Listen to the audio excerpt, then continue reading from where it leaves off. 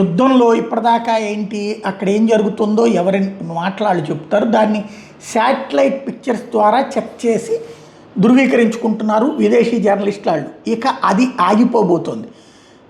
ఈ satellite images ఆగిపోబోతున్నాయి. Middle ఈస్ట్కి సంబంధించి disappear అయిపోతున్నాయి. ప్లానెట్ ల్యాబ్స్ అనేటటువంటి సంస్థ ప్రపంచంలో లార్జెస్ట్ కమర్షియల్ శాటిలైట్ ఫ్లీట్ ఇది 2 వారాల బ్లాక్అవుట్ ప్రకటించింది.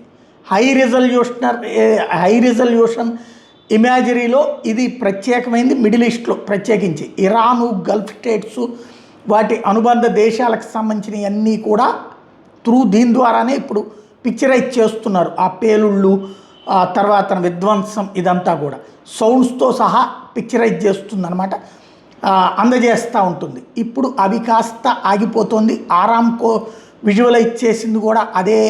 దాని ద్వారా ప్రపంచం మొత్తానికి సమాచారం అందుతున్న దాన్ని బ్లాక్ చేశారు. అమెరికా వేసిన ఎత్తుగడ ఇది.